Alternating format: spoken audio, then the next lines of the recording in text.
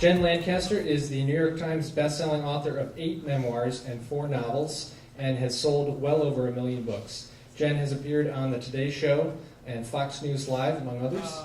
After a corporate layoff in 2001, Jen launched a website to air her frustrations about unemployment. She began detailing her descent from designer clothing and spa visits to the unemployment line on her blog, jensylvania.com. Her acerbic wit quickly won the blog a massive following. Jen's first memoir, Bitter is the New Black, was published by Penguin Random House in 2006.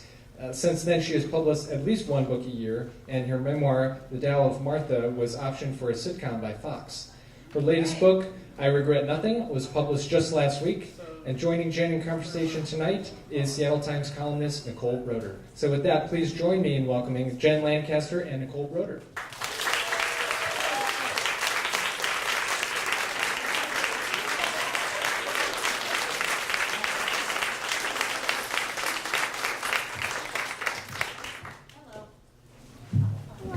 Hi, guys. Hi. Oh, yay, on a Friday night. Yay! That's great. It's great that everybody's here. No, you don't need it. I'm not good. We won't take it. Welcome, everybody. Thank you for coming again on a Friday night. It's so great. It's really, we're so happy to have you here. I'm delighted to be here. Thank you. We love you. Just love you. And do you want to talk about the boot or no? Oh, anybody sure. who's been looking on your Facebook page knows what happened, but for those who don't, what's up with the boot? Protect your Achilles. That's if you take one piece of advice away from this tonight, it is protect your Achilles, because your Achilles heel is your Achilles heel. I ruptured it in January. I got out of the boot finally about 3 weeks ago, and after doing a lot of running around last week, I found myself back in it. Oh, God. Okay. So it is my accessory for the evening. I don't even know why I packed left shoes, but all the shoes. I don't even know why I did. It must be really weird. It is. But it it's is. quick. You dress quickly, and there you go. Yeah. No, you still have to put that on. Yeah. But it's an exercising injury, is it not? No.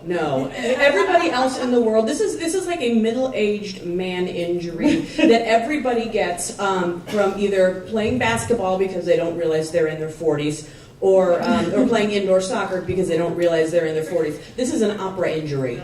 Oh, okay. I was coming home from the opera and I took a wrong step. Wow. It wasn't a good opera and I was sober. Yeah. And it wasn't, did you see The Edge last night fell off the stage at the U2 show up in Vancouver? He was just playing, walking along on this long thing, and just went over the side. Oh, see, I would like to see the post headline on that one. Yeah, falling off the edge or some such. Did I just get, no, I'm still on. You're on. Okay, so what we're going to do is we're just going to talk a little bit about your background and all that sort of stuff. And then we're going to talk about your new book, I Regret Nothing, which I hope everyone has, or is buying, or is purchased. And there are a lot of autographed copies upstairs if you'd like to purchase one this evening. Take off my coat. Do whatever you need to do. This is Seattle. We're very laid back here. So, hello. I'm very glad you're here. You were raised in Indiana, and you now live in Chicago, and your husband's name is Fletch. Well, my husband's name is John Fletcher. Got it. When we met, he was a bartender, and everyone called him Fletch. So I've never, in the 20 years that we've been together, actually called him John. And it's not like his name is a secret, that's just I've never called him that. Once in a while, we'll get a piece of mail to the house to Fletcher Lancaster. Oh, To you. really? Okay. Is your mic cutting out a little bit? Are we good on sound? Everyone can hear? We're good. Okay. So I love this quote about you. She's known for her humor and rampant narcissism. But, I don't mind because it's hilarious. So it's all good. I mean, it's what did you just say before? I said upstairs, is like, you can't write 8 books about yourself when you've accomplished essentially nothing and not have a touch of narcissism, I mean, I didn't solve anything, I didn't cure anything, I didn't fix anything. Like my first New York Times bestseller was Such a Pretty Fat, a book about weight loss in which I didn't actually lose any weight. So even the things I've set out to do. And we loved it. Who didn't love that? I mean, that was the greatest thing. I mean, I can't bear this. Anyway, don't get me started. All right. So let's talk a little bit about your start. You worked for a tech company, and you got laid off in 2001, and you started a blog. Talk about getting that started, because one thing that I've noticed in your books is your voice is so distinct and accessible and casual and good and fun, and you sound like everybody knows somebody like you, and they bring them to bars where there are bartenders named Fletch, and you all laugh your asses off. But talk about getting the blog started. What was the plan? Was it just venting or whatever? And talk about that. You make it sound like there was a plan. I was looking for something to do. There was this blog that I hate read, and the funny thing is that the person who I hate read is now one of my closest friends. But there was this woman, Save Karen, who essentially is owed a lot of money by Kickstarter because she was the original online fundraiser. And what her deal was is she got into $20,000 worth of credit card debt, and she got strangers to pay her. She got strangers to pay her bills. Yeah. And so I read that, and there was a part of me that thought, well, can I ask for stuff? Because I'm broke now, and I don't have stuff. And then I thought about it, and I thought, well, I don't really deserve anything, because I haven't done anything significant, but I sort of like the release and the venting of being able to put things online. So that's how it started. I never intended it to be anything. It was something to keep me from drinking at noon. Okay. Yeah. And so you just sat down and just started. I'm just curious, what was the first blog post about? Well, it started from writing my friends' emails, because this is back in the day when your email was your work address. So I was keeping in touch with my friends by sending them these long emails. And they got to the point where they said, you have to stop this because you're going to get us fired. So stop this. But there were some things that happened that, in my opinion, were particularly funny, and I really wanted to write them down. The most important one is probably the marathon story. If you guys have read Bitter, this is a big favorite for a lot of people. Thank you for enjoying my pain. One of my friend's husbands was running the Chicago Marathon, and when you're unemployed, people assume you have tons of time. And you do, but that doesn't mean you want to run errands for them. Mm-hmm. So I got suckered into going down to the convention center to pick up his marathon race pack, and it went horribly awry when I realized I was the only fat person picking up race stuff, and everybody was aghast. Like, are you gonna...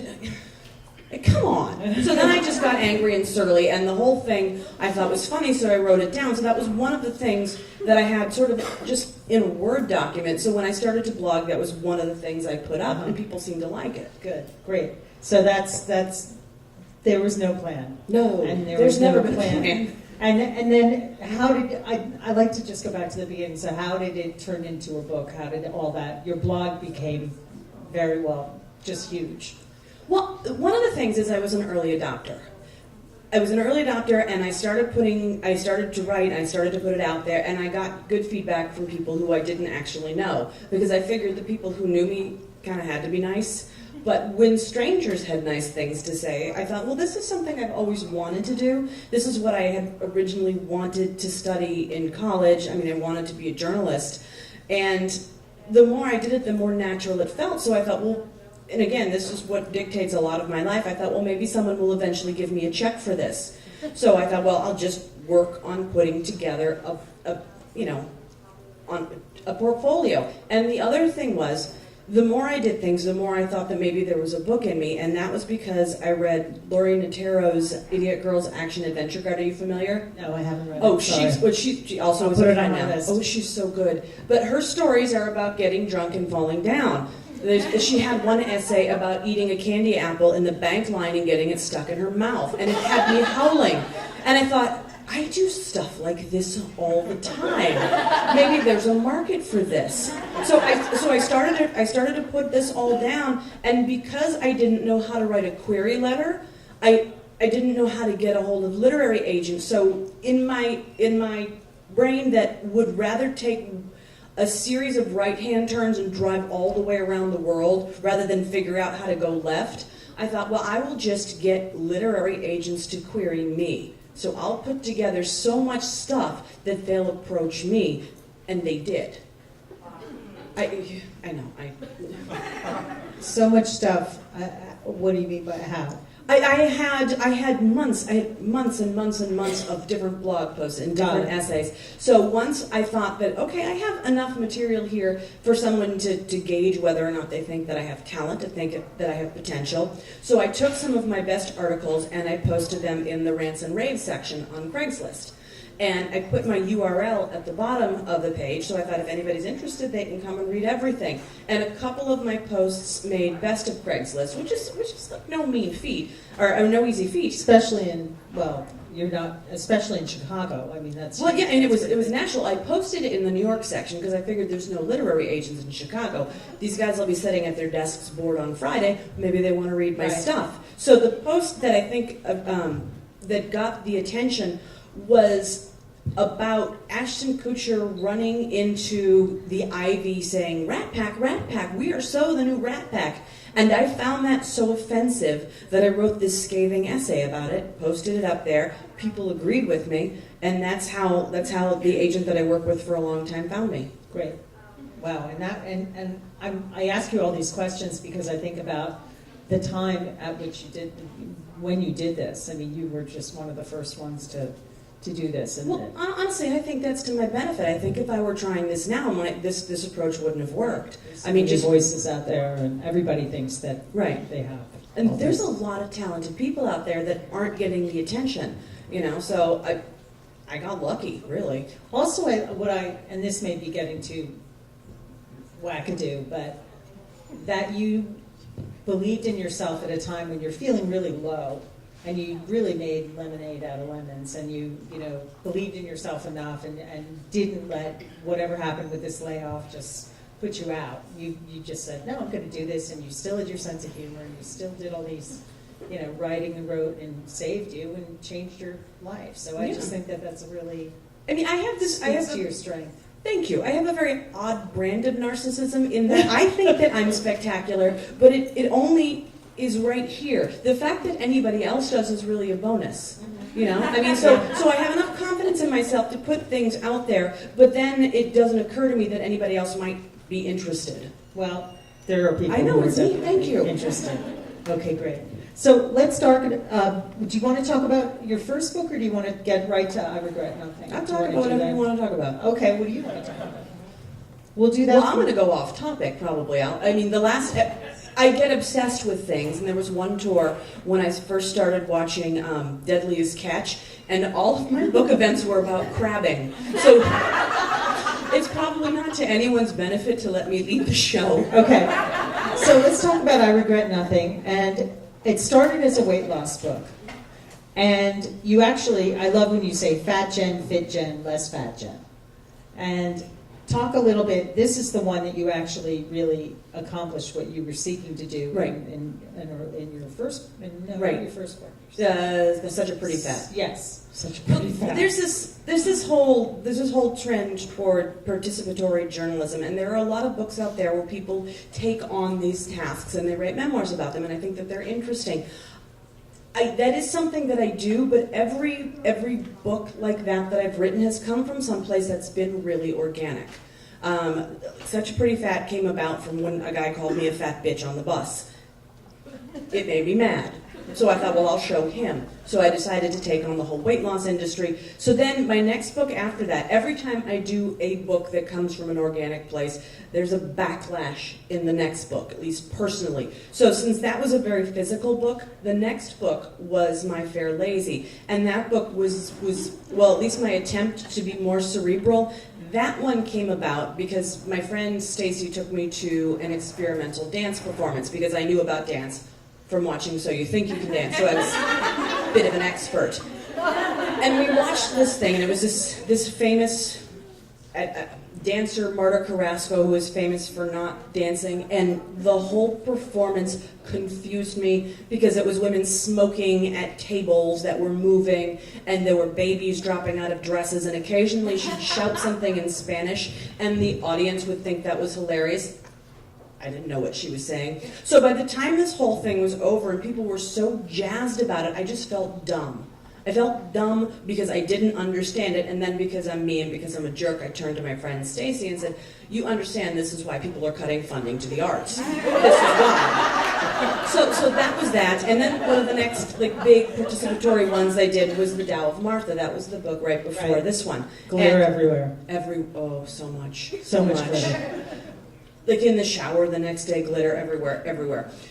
In that book, I wanted to find a way to like tangibly warehouse some happiness, because I knew we were going to lose our dog that year, and we don't have kids, so they're very important to us. So I thought that there's two schools of thought. There's the Martha Stewart school of thought, which is very functional. You are sad, make this macaroni and cheese. And then there's the Oprah school of thought, which is, let's talk about your thoughts and feelings. I trended towards Martha. Journal about your thoughts and feelings. Yes. I went to the weekend that will change your, what was it, your Live Your Best Life weekend. Did it make you live your best life? Hell no. Okay. You had made a really good macaroni and cheese that might have, it might have. It was okay. It was fun. So this book really kept me within the confines of my house, and I don't want to say it made me agoraphobic, because that's a diagnosis. It made me lazy. It made me have everyone at my house, and I wasn't going into the city to see my friends. I was having groceries delivered, because I was very busy making my house Pinterest perfect. And the backlash to that was, I just wanted to get out of this house. I wanted to get out of this house and start doing things. I wanted to start taking some action that wasn't about putting travertine in the office bathroom. It's just, because it just occurred to me, maybe this is really not that important. So I wanted... What is travertine? Oh, it's a very nice tile. It's a very nice tile. I didn't know. I thought I know. So I wanted to, I thought, well, what if I did Such a Pretty Fat again? Because I don't like leaving something undone. It felt like a box that was yet to be checked. Like, okay, I did this book, and then I didn't lose weight, and people still liked it, and it did what it needed to do, except the one job that I had, which was to be less fat. Fail. So I wanted to do it again, but I thought, this time I'm looking at it, I'm almost 10 years older, I know more about the world, I know more about life, I know more about myself. What if I look at this as a function of wellness?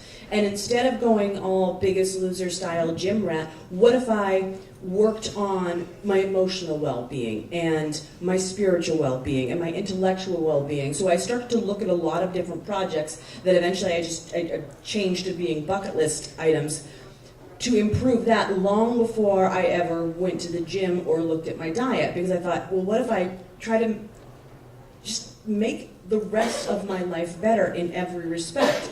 I mean, originally part of the subtitle was going to be, or does studying Italian make my ass look smaller? So I was able to start accomplishing some things that had plagued me. I mean, and not huge things, like riding a bike. I live by hundreds of miles up and down the lakefront of beautiful bike trails. And every day these guys on these $4,000 road bikes go whizzing past my house. And I hate them because I have a blind driveway and I'm always afraid that something very bad is going to happen to them. Yeah. So it finally occurred to me, maybe it's not that I hate them and their stupid pants so much, it's that they're doing something I can't do. And every day it's a reminder, this is something that you can't do. So one of my items was to learn to ride a bike again and actually access these trails. Good. So it stopped being a weight loss memoir when I was showing some stuff to my editor, and she said that, well, this is personal to the point of awkward. Well, then let's not do that. Yeah, but that's what your books are. I mean, they all. Am I right? I mean, they're all like that. I know. She seemed to think this one was particularly personal to the point of awkward. So I had to take a step back, because I mean that's kind of a slap in the face when someone tells you that. But I took a step back and I really had to reassess what she meant, what I meant, and I realized that it wasn't weight that was holding me down. It was having regrets about not taking action that really bothered me. That would be me. So I was able to sort of refocus the idea of the book, but then also really refocus everything that I was doing in my life. So again, it was very organic. So in the book that wasn't about weight loss, I've ended up losing 3 times the amount of weight that I wanted to in the first place, which is, well, thank you, but it's just, like, seriously, it's like I can't do it right, no matter what the end goal is. There's no right way to do it. I mean, there's just no right way. But you did some stuff, and you used an appetite suppressant, but Mhm. you went to a nutritionist, but then you also went to an emotional. Oh yeah, I did some neat stuff. I did some.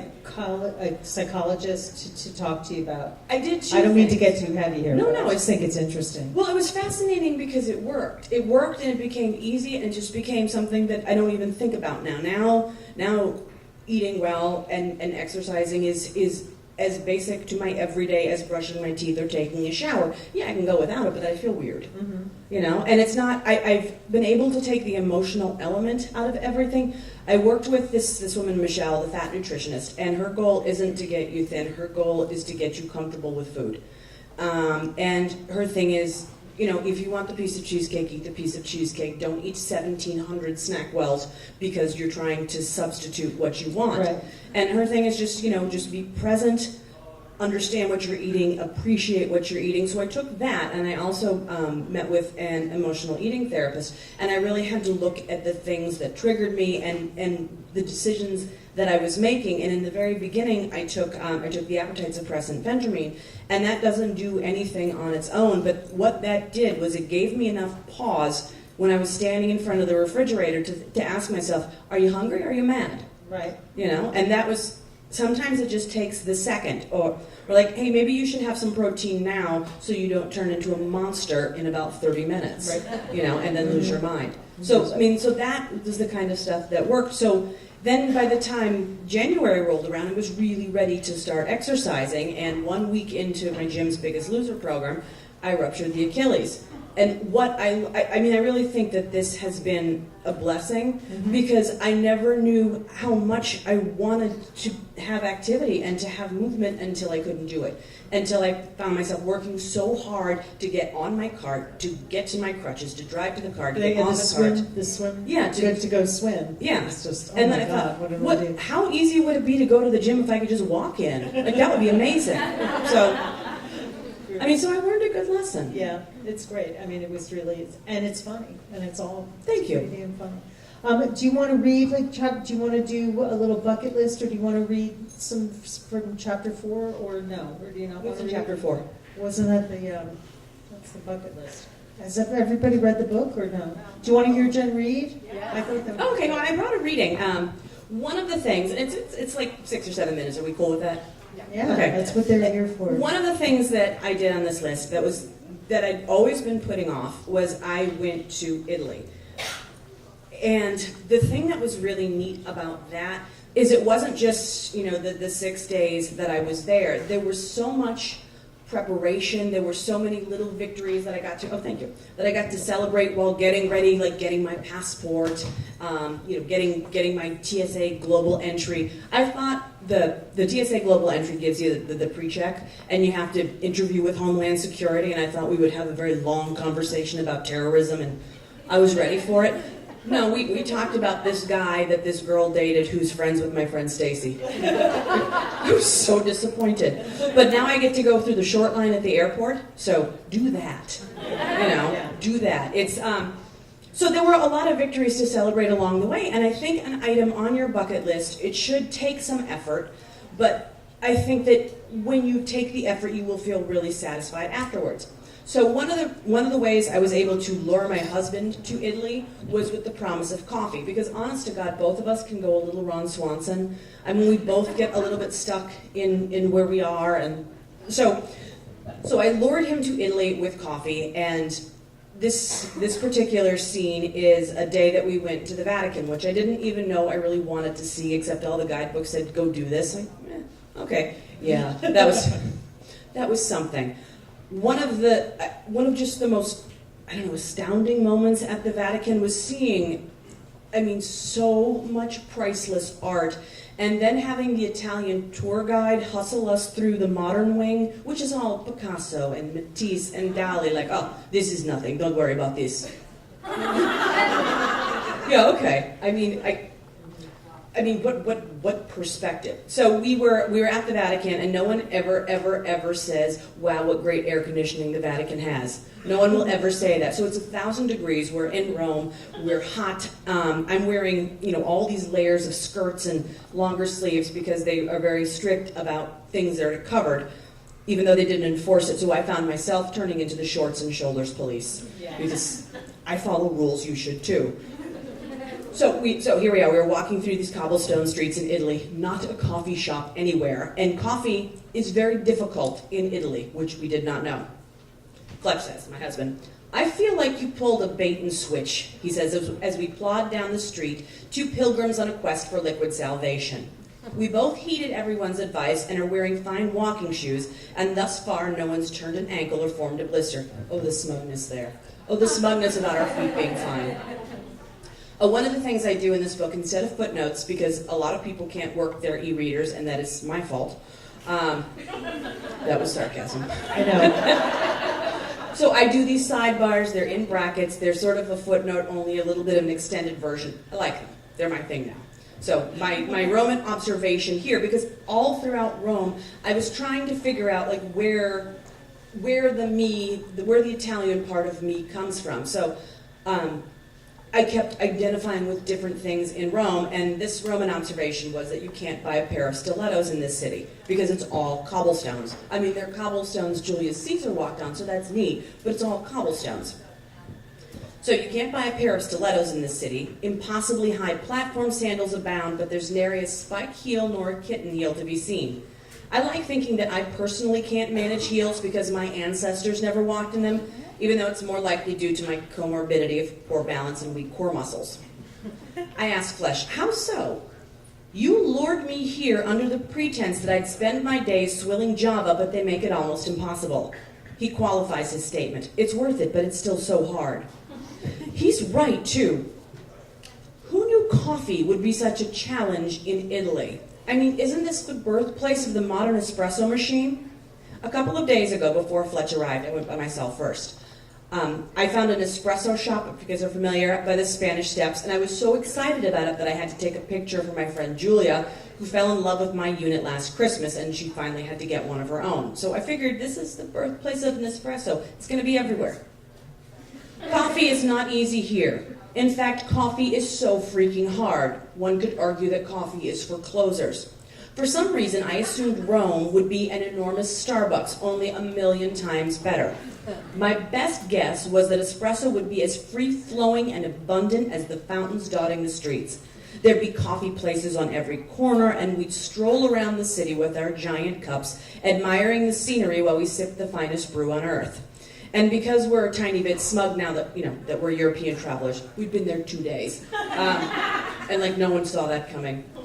We'd be laughing about all those unenlightened saps at home drinking their stupid, subpar American coffee. No. Easy access to coffee is not the case in Italy. At all. The whole coffee getting process is incredibly complicated, at least for the first timer. Coffee procurement is an entire procedure, and there are distinct rules. And no one tells you the rules, they expect you to know them already. For example, there are scads of cute little outdoor cafes, except, this 10-block radius around the Vatican. But you don't usually see anyone there except for tourists sitting at them because the real Italians are all inside, crowded around the coffee bar. To order coffee in Italy, you have to master the steps. First, you go inside and you place your order with the cashier, where you'll note that the Starbucks tweaks such as half-calf soy, extra hot skinny shot of hazelnut are not even a consideration, let alone an option.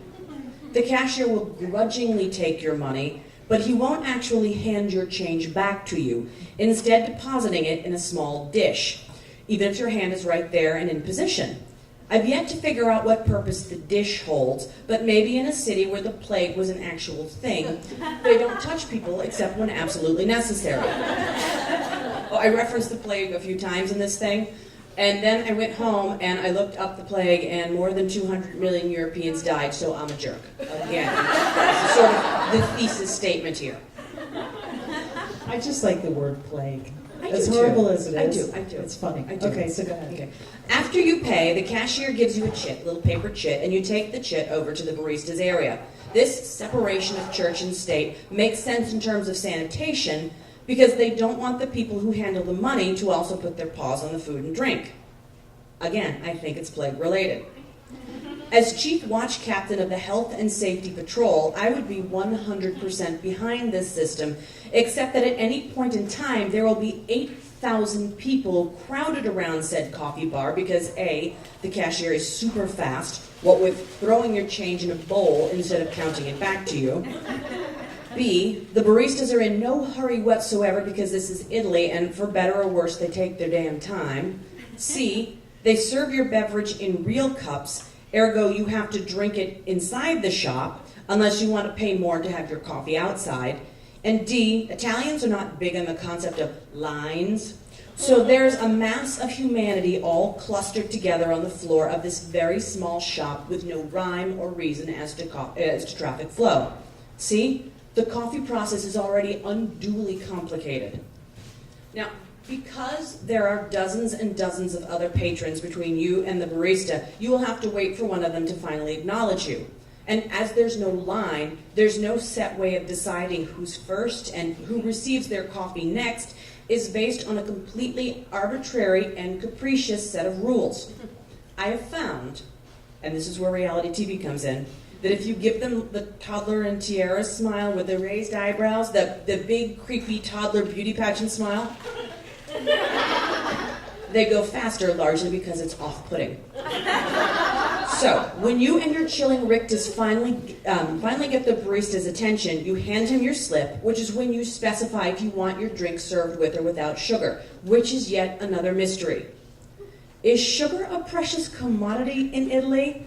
I suspect it may be, otherwise why wouldn't they let you sweeten your coffee yourself? Sidebar.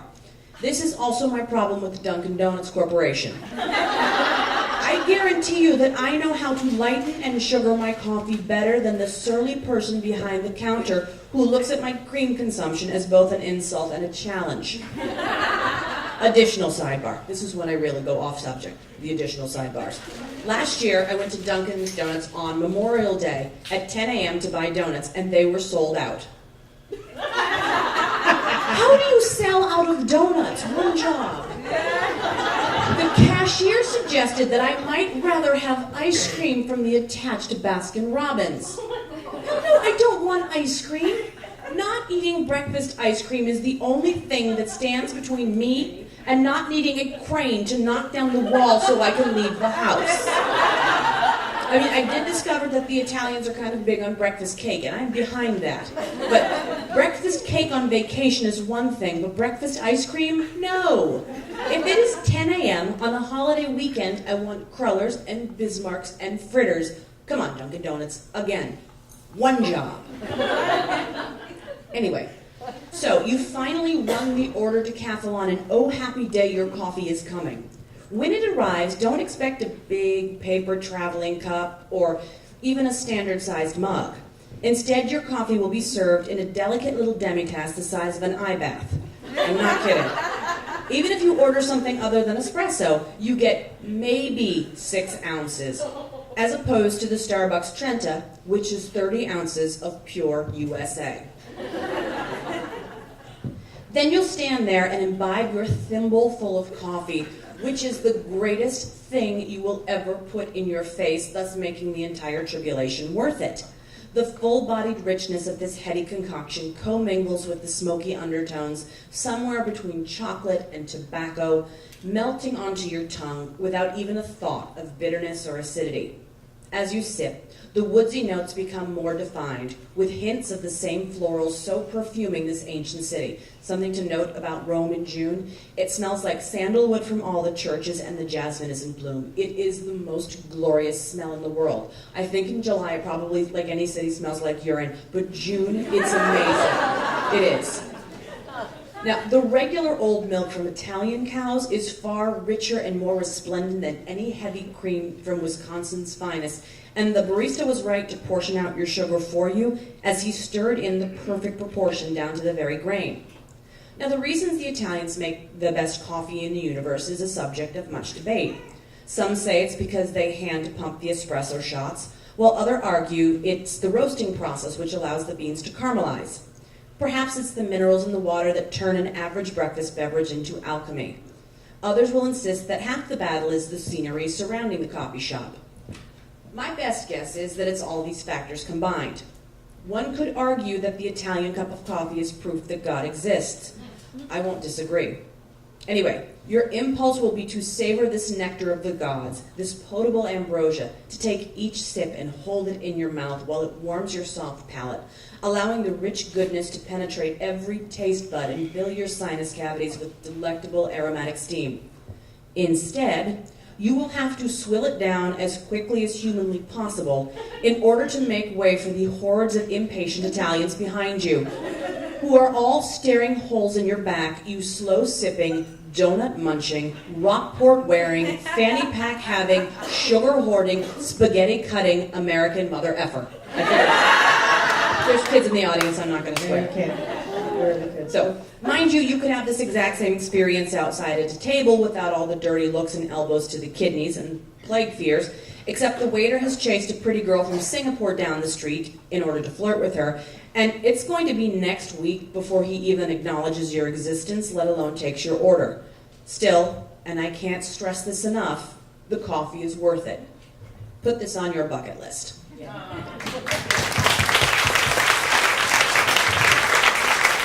Very nice. I love the, what is it, donut eating, spaghetti cutting. That must have been fun to write. Really fun. You know what? No one's more Team USA than I am, but wow, I hated Americans in Rome. Wow, did I hate them. Because here's the thing, we come from a very overscheduled culture. And I don't think that we are very good here about taking time to just stop and be and do. So we get to Italy where everyone is doing that, and we're just untethered. We're whizzing around like a balloon that's lost its air, and it just freaks everyone out. I remember sitting at a cafe in Paris and watching a couple cross the street, and they were both wearing Bass Pro Shop T-shirts. And that's when I thought, oh, well, I'm not, I'm not with them. I'm over there. But I didn't mean to be mean, but it was like, oh man, now I know what they mean. Sometimes they don't like us over there. Was someone defending Bass Pro Shops? Is the CEO over there or something? Okay. Well, would you like to do questions? I would love to. Okay, let's do that. We have a little bit left, so if anybody has any questions. And if not, we can also read little items out of your bucket list because I'm Oh curious. yeah, let's do that. Well, I'm trying to let you run the show because I know you're doing the bucket lists on the tour. So. Oh, well. Okay. Yeah, we've been doing different bucket list items at every tour stop, and some have been like last night I was in Phoenix and there was a bar attached to the bookstore, so it was wine tasting. The night before I was at this Unity Temple in Kansas City, and our bucket list challenge was to get the information to run a 5K, and everyone in Kansas City was pissed. Like, why didn't we get the wine? So tonight's bucket list challenge was just to discover a new playlist, and that was one of the things that I did in this book, because I've been listening to the same music since I was 17. I can't hear Take On Me one more time. I can't hear Tarzan Boy again. I can't hear, so I wanted to discover new music, so I landed in the least likely place, which was late 80s gangster rap. I was at home 2 weeks ago with the top down of my car, with the top down of the convertible, and I was going to pick up some pearls I had restrung, listening to NWA with F the Police. Like, but the thing is, it's so good. I love this music, and with everything that's going on in this country right now, maybe this is something that we need to hear, because these guys were telling stories that I'm not necessarily familiar with, and I can feel the passion and the anger, and it really speaks to me. So now I have become not an expert in late 80s hip-hop, but definitely a fan, to the point that this book is partially dedicated to Ed Lover, who tweeted me yesterday and wants to have me on the show, which is now the greatest thing that's ever happened to me in my life. That's awesome. That's great. Okay, well, let's. So how will this work? No, I'm going to read a couple things. Okay, you're not great. going to win anything. Okay. I'm sorry. I might have a kind bar in my bag we can give away. Oh. Yeah, I usually have all sorts of stuff in my purse, but I have a book tour. I have a book tour purse where I can't even carry a stupid wallet. Okay, this person wants to live in Italy so that I can eat my way through the pasta, prosciutto, and Parmesan and wine region and not gain weight. That's the thing. They don't get fat in Italy because they're very active. And they take the time to enjoy everything. That was the thing that my friend Stacy said. She's like, well, you better pack a swimsuit because if you get to Italy and you don't have one, you're screwed because you're not going to find plus size anything there. So Good to know. Or shoes. The shoes are very small. oh yeah, everybody's tiny. Everybody's tiny. Oh, except everything fit my husband so beautifully there. He had to buy another suitcase to take all his things home. Wow, there's a switch. Yeah. Okay, bucket list. Live in Portland. That's cool. Extended visit to Amsterdam. One of my girlfriends lived there, and she said it was amazing. Snorkel more in the Caribbean. Become fluent in Spanish. Number 5, TBA. I like that. There's more to come. I think that's neat. Good. Read one more? Oh, wow. Okay. You got to read this one. Okay, well, I'll read that one. I'll read that for last. Travel to Israel and Italy. Excellent call. Learn a second language. Well, if you learn Italian and you want to speak it in Italy, don't be surprised when they speak back to you in English. Ask me how I know this. And meet Jen Lancaster. Well, you can cross that one off. That'll happen.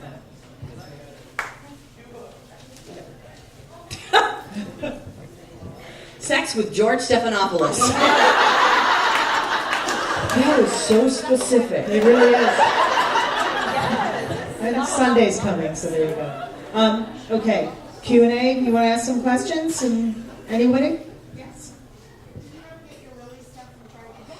Yeah, this is what's Oh, so you funny. have to really just- This is what, I don't know, confuses me, amuses me, I don't know what, which is why I still sometimes have question marks over how I have a career. There'll be things, there'll be chapters, there'll be articles, there'll be things I pour my heart into and no one has any interest. I write about staying up all night, trying to buy stuff at Target and then standing in line and I get 10,000 Facebook likes. Like, how does that happen? Because everybody else is doing it. Well, yeah, which is why. Oh, their site didn't crash. Then why was I on it for 5 hours trying to buy 5 dresses? So I was able to get most of the stuff that I wanted at Target, to the point where I lost my mind throwing things in my shopping cart that I wouldn't have normally Never bought. bought. Right. Rompers? No. Bikini? Oh, bless my heart. A bike, you know, like who did they have? They had a Missoni when they did Missoni. I mean, they had a bike. They had all kinds of crazy. People were just running out of there like the place was on fire. Like, how did they not learn their lesson last time? And people keep saying, no, this was good business, but it made me mad, so I'm buying Windex elsewhere. Honest to God. All right. Other questions? Yes. How often do your friends and family say, don't put this in the book? That's not really something that happens. Occasionally I will have friends that I can tell, that I don't see very often, that I can tell are doing something like, are you going to put this in the book? Like, ugh, no, stop that. The only thing that, really the person who I care most about is Fletch. So there's never anything in any of my books that he hasn't approved. The only thing he ever told me not to put in a book is the dumbest thing. We were getting our health insurance physicals, and we couldn't have coffee that morning. We were both crabby and snapping at each other and like telling on each other to the nurse. And I turned to her and I said, he smokes, you know. She was going to find out. She was taking his blood. I mean, and we had to. She was going to find out. She was going to find out. And so, that was our insurance coverage. So when I was reading this to him, because I thought it was funny, he's like, don't tell people that. And I said, well, why not? He's like, well, because I don't want them knowing that I smoke. I said, but you smoke. And he said, but I don't want people knowing that I smoke. Well, then don't smoke. Like, what? So, and then he went on Chantix and he stopped smoking, and we were able to redo the insurance test. But like, what? This is the line in the sand that you've drawn? Yeah. So that's, I don't get it. So would that be something you'd go home and write about, and with the Lily Pulitzer 5 hours online to get? Is that something that you would write about? I write about whatever it is that amuses me. Maybe I use it, maybe I don't. I always take notes on things, and I'm very paper intensive as part of my writing process. So occasionally I will find something that, I don't know, you could piece together and it would look like a suicide note, because I'll write a sentence and then I won't know what it means, or there'll be a series of numbers, no idea what it is. But so I just, everything that I think is good or funny. Shoppers, City Bookstore will be closed in 10 minutes. Okay. You're safe. I'm safe. Okay. Don't worry. I mean, so I write everything down, and then if I use it, I use it. If I don't, I don't. Because the older I get, the less good my memory is. Less good. I have what I call my Alzheimer's book. It's a moleskin notebook where I write down every movie I want to see, every book that I've read, all of my cookie recipes, what trains I take if I'm going to the opera.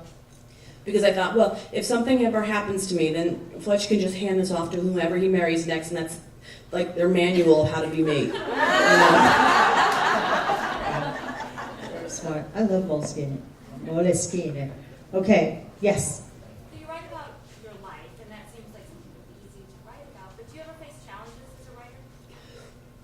Oh, I face plenty of challenges as a writer, and a lot of it is that the fact that you guys are here now means that people are reading this, and that has raised the stakes. That I'm not as free to just write whatever I want anymore, because I can't make fun of people who are in my life because it hurts their feelings, and I don't want to be a jerk, and I don't want to be a mean girl. I can tell you about it, but I just can't write it down. For example, in the beginning of this book, I go to Savannah with a bunch of my girlfriends, and there's a very nice girl. She's a very nice girl named Trenna in this book, and I didn't want to hurt her feelings and let her know that we called her Jesus Barbie. But it struck me. I couldn't quite.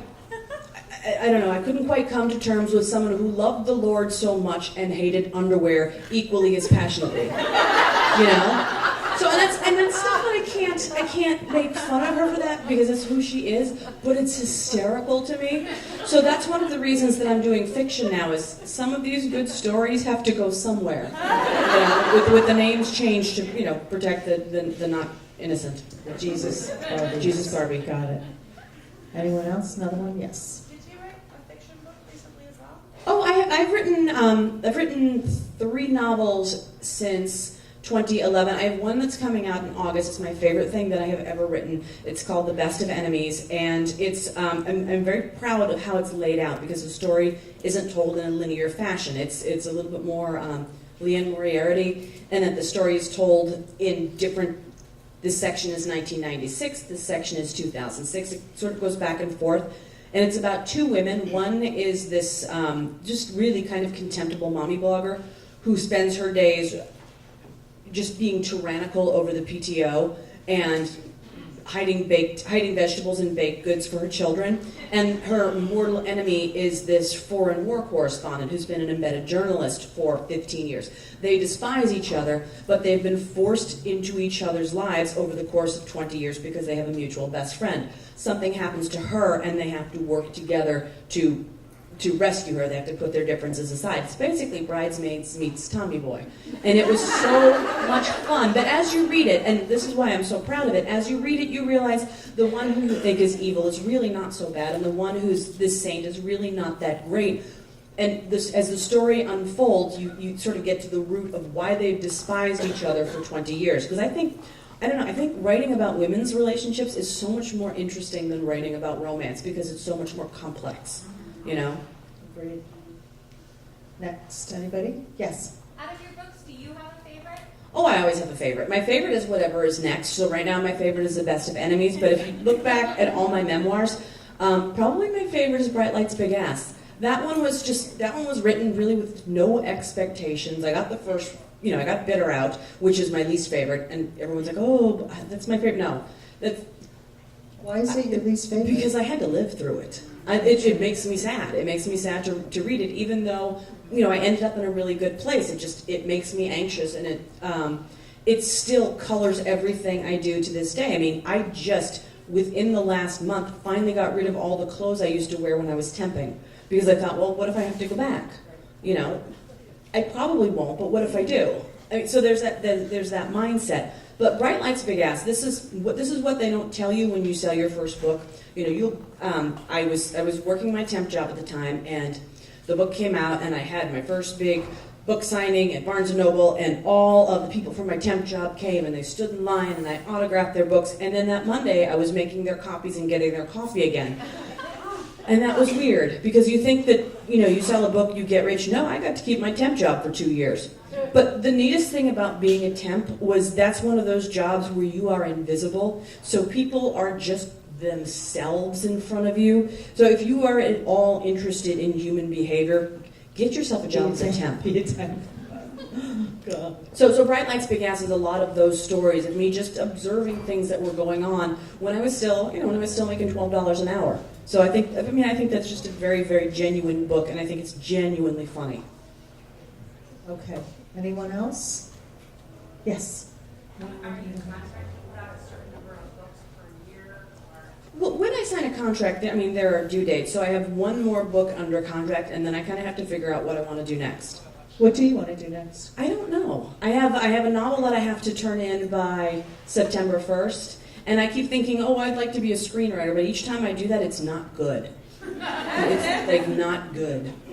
Well, your stories are funny and good, and Paul Feig was just here last night at the Seattle International Film Festival with this new Melissa McCarthy film called Spy. He loves women. He's such a great supporter of funny women and loves funny women projects, and this year's stuff is ripe for the big screen, I think, anyway. I don't think anybody Let him know. He has written so many funny memoirs. I know he does all the TV stuff, but I loved him. I fell in love with him because of his books. He's directing the new Ghostbusters with all girls. That's so cool. I know, Paul Feig. There's the next Ghostbusters is going to be all girls. Just saying. Okay. I'm just sorry, interrupting. Oh, sorry. Somebody else. They mentioned in your intro that how Martha was picked up by an auction by Fox. Oh yeah, it sold as a sitcom to Fox with very, very little involvement with me. And it's actually a whole chapter in this book, and Martha herself was involved. There was a TV show, it didn't make it to air, so we will never hear Martha actually say the words, glitter is the STD of the crafting world, which I think is really, really tragic. Because, my God, everywhere. Okay, anyone? And yes, last question, I think. So I know you write a lot of memoirs about your real life. When you start writing novels, do you create a story and then put it down, or do you write as you go, kind of throw ideas? For me, I have to know how the book ends before I can start it. I have to. The characters will develop along the way, and sometimes these secondary and tertiary characters will take on these entire lives of their own. Like all of my friends who were novelists would tell me, like back when I was just doing memoir, like, the characters tell me what to do. Oh yeah, okay. No, they do. They do. Sometimes you're trying to force them into one box and they want to go in another. So I generally have an idea, and sometimes the idea comes from something that I've done in nonfiction. For example, this Contemptible Mommy blogger really came from a lot of thought that I put into this book. I make the point again and again that I have a real problem with these lifestyle bloggers who are looking to present this Pinterest perfect life. And that was something that I sort of tried to pursue in the Tao of Martha, and I realize now that there wasn't necessarily a lot behind it when you just put your life out there for consumption and you try to show everyone how perfect everything is. I think that's a recipe for unhappiness, you don't have to art direct dinner. That's weird to me. I remember there was and you're so angry and, putting so much pressure on yourself and then being a control freak. Your house is gorgeous, but nobody wants to go in there. Yeah. Forget it. So as I thought about that like these traits, I thought, well, what would it be like if I were this person? So a lot of times it's me trying to put myself in someone else's shoes to figure out like these questions that I have. Mm-hmm. Great. Okay. You're going to sign, I guess? I'm going to sign. Perfect. Thank you, guys. Thank you, Jen Thank you so much Lancaster. for having me. Great to have you.